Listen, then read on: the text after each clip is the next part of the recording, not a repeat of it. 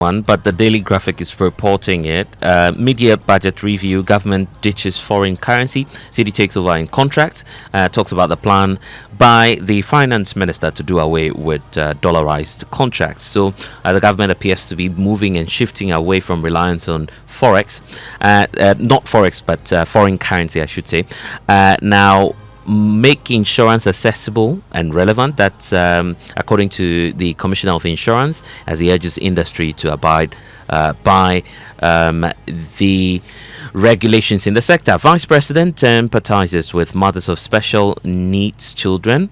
Comes with a picture of the Vice President, Professor Nana Jane Opoku-Agyemang, being welcomed by Agnes Owusu Afram to an autism workshop. So the Vice President, they're doing a bit more on that. Government targets 229 billion Ghana cedis in terms of revenue. They are seeking 2.9 billion more. So that's the target of the finance minister, and government allocates 13 billion for the Big Push program. So according to the Deputy Roads Minister, Hassan Suhini, by the end of the year, the country should be a construction site. We're holding him to that, and we'll see what will happen at the end of the year. Okay, so let's get into the daily guide for this morning. I apologize for peddling cathedral lies. That's according to Charles Owusu Jana. Minority boycotts budget over Blekuma Galamsey. Small-scale gold exports double, value triples, and VAT reform bill to scrap COVID levy, according to the finance minister. And public debts down by 113.7 billion. That's according to Kasiel Ato Forsen. Well, so some of the news portals were reporting yesterday that Ghana was hit with an aviation fuel shortage. It appears there's a response that the Inquisitor is talking about in the front page of the Inquisitor. Ghana has enough aviation fuel. That's according to the National Petroleum Authority. Comes to the picture of Godwin Eduji Tamaklo, who's the NPA boss. Then the big one about the 2025 media budget review. Believe in the city. Again, the finance minister urging Ghanaians to believe in the performance of the city. Napo has been speaking. He's been calling for peace in the NPP, and I'm sure, Winston, you've seen some of the rumors going around already that he wants to support another camp. He says what we should be more interested in, or what his party members should be more interested in, should be about peace and the unity of the NPP, rather than focus on what his political future would be. Baba Sam files defamation against 11 people. Details of that also you'd find in the Inquisitor today. Great, which means we can get to the online news review. On now to myjoyonline.com, and Winston is talking about the gold for oil deal. Yesterday, I was listening to the finance minister speak to Evan Tumensa, and one of the key issues that came up was the fact that the gold for oil transaction did not actually take place in the form of a barter system. According to the finance minister, it appears that it was much more of a transaction done through the BOG as the intermediary, using or relying on the dollar. So it's here on the myjoyonline.com. Gold for oil was a sham. BOG just paid dollars, says the finance minister, Ato Forsen. And then Mr. Obroni has been trending. He's called Kojo Choi. I don't know if you've heard about him by now. If you see his picture initially, you'd say, well, this is someone from Asia, probably China or Japan or somewhere. But he's been assigned or designated as our ambassador to South Korea, and his picture has been trending ever since it came out yesterday. But apparently, Kojo Choi, we understand, is a naturalized citizen, right? So he's a citizen of the Republic of Ghana. There's a talk about him on the My Joy Online page. It says Mahama appoints fresh batch of ambassadors to key global capitals. Comes to the picture of Kojo Choi. So if you want to see Kojo Choi, then you should go on to my Joy Online page. And initially, when I saw the picture, I didn't believe, he was Ghanaian until we saw the post, Winston. Yeah, if it's naturalized as a Ghanaian, he is Ghanaian. He is Ghanaian. Yeah. I'm not one of those who have concerns with somebody. He's going to be our representative in South Korea. in Korea. Yeah. I can understand those who make the challenge, that those who have a challenge with the fact that even though he's a naturalized Ghanaian, he's going to his home country. He's going back home. Yes. So is he going to fight for our interest. I think so. He's going to represent us in an area, and he knows us here. He knows that country also, having spent 14 years in that country before he was brought into Ghana. I do not think that's a problem. It shouldn't be a big deal. No, I do not think there's a problem with that one. In fact, I think the mayor of New York also came back here at some point because, if you trace his history, he has some lineage coming back to Ghana. So some of these people come back home. Oh, no, it's always like and that. So it's a global village. We cannot pretend. We can always move on. As for us, we support it when our people are giving positions in other elsewhere, countries. And when it comes to yours, then you don't have the support. I get that. Okay, Parliament's Appointments Committee to vet final deputy ministerial nominees comes to the picture of Jachi Kwesin and the others who will be vetted today. Debt restructuring program was a betrayal of pensioners that the finance minister is still speaking a bit more about fallouts from the media budget review. But government is to rebuild 5,000 kilometers of road in 166 constituencies. I was delighted yesterday that some areas in the Ketu North, where I come from traditionally, were mentioned. So Fenyitu Aplau Road is being captured there. We hope that that is addressed. Then there's the talk about some portions of the Hohwe Fodome area.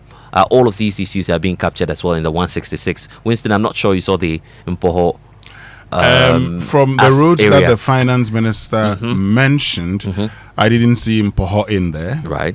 But it's just my hope that Mpoho features in the 166 constituencies.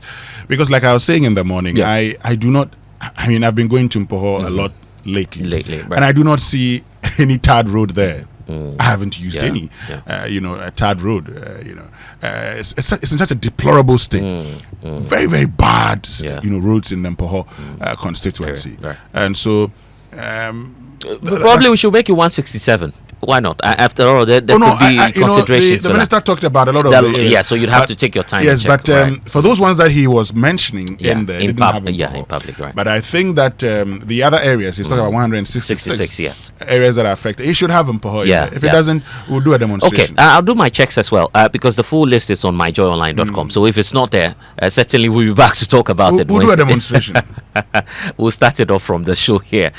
So on City Newsroom, also there's a talk about the media budget review. 2025 has been tough, but we're focused. So that's according to the finance minister again. And appointments committee to vet final deputy ministerial list. Then we have NPP's good for oil. The talk about the fact that it was not butter according to the finance minister. And Harunata Monacote, who I'm excited also about. Monacote is heading to the Italian Republic as the ambassador designate, and then you have Harunata to Namibia, I believe. He's going back to Namibia. Yeah.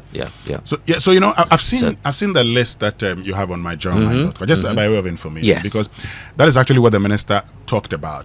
So those are some of the priority roads. But beyond these, the minister then talks about 166 constituencies. So the 5,000 kilometers of road construction, where he says that 10 kilometers of road every year in 166, and that translates to, say, 1,660 kilometers of road annually over the next 3.5 years is what will take you to the 5,000 roads. But those constituencies are not here. And so we're waiting patiently. For that full set to be released. I get the point there. And then there's the issue about Ghana to hit single-digit inflation by December. That's the projection from the finance minister. It's really an ambitious one. He still maintains the inflation at 11.9, the target at 11.9. Because many would love that, but the issue about the reality is what we also need to be paying attention to. But you see, your inflation would always be higher than the national average. Your inflation, okay, maybe higher than the national average, maybe higher than the national average, and so this is just the average. It doesn't mean that the prices of goods and services are not rising, but the rate of it is rising at a reducing rate. So the rate of increase is reducing. And that's the whole idea. Yeah, but he's basking in a lot of glory. Looks like all the macro, targets and figures appear to be swinging towards his favor. So he's been speaking a lot more about that, and that's what you'd also find when you go to the BNFT, Business and Financial Times online. They're talking obviously about the finance ministry and the finance minister and his media budget review. Then there's the issue about the Ghana Standards Authority expecting to the Ghana Shippers Authority, I should say, GSA, coming through with some control measures on shipping regulation, and that also includes forex. Looks like the government wants to ensure that the shipping lines are also complying at the ports. Then the Labour Minister has been speaking as well. Nearly 60% of the annual 300,000 graduates, they were not tapping as well into that. The number of people who graduate from our top universities, he says nearly 60% of them are not being tapped in. So that's his concern there. So some of the stories there on the Business and Financial Times. Okay. There's the Youth and Skills Entrepreneurship TVET grant coming through from the Italian people. Looks like it's a grant of 5 million United States dollars. We shouldn't play with that money. I think when it comes, obviously we should be supporting a lot more of the youth skills interventions. So let's get into the details and the daily guide. There's a story about public debt down by 113.7 billion. Yes. Now, I have with me here the summary of economic and financial data, Blessed. Yeah. What I want to do, so this one takes us up to May, okay, from the Bank of Ghana. It's up to May. Right. We're waiting for the July one. So and I'll just share with you the US dollar Ghana CD rate. In May 2025, per the data, the US dollar, $1 was at 11 cedis 85 pesos. But in January this year, it was at 15 cedis 30 pesos. Yeah. Keep the 15 cedis 30 pesos and then keep the 11 cedis 85 pesos. Okay, let's now get to Ghana's public debt. Okay, Blessed. Now, in January 2025, our public debt was at 28. I mean, our external debt. Okay, external debt. That is the US in US dollars was at 28.2 billion. Now multiply that by 15.3. Get your phone, multiply that by 15.3 for me quickly. I just want us to do a bit of analysis briefly. So just look at 15.3 times 28.2. What do you get? So that'll be giving you 431.46. Okay. By 2025 March, it was at 28.5 billion. Now, let's just use the rate, okay? Yeah. Let's just hold this constant and use the current rate of 10.5. 28.5 billion and times 10.5. What do you get? That will be 299.25. 200 and what? 99.25. Yes. Do the 28.2 times 15.3 again. What do you get? 8.2 times 15.3. Yeah. What do you get?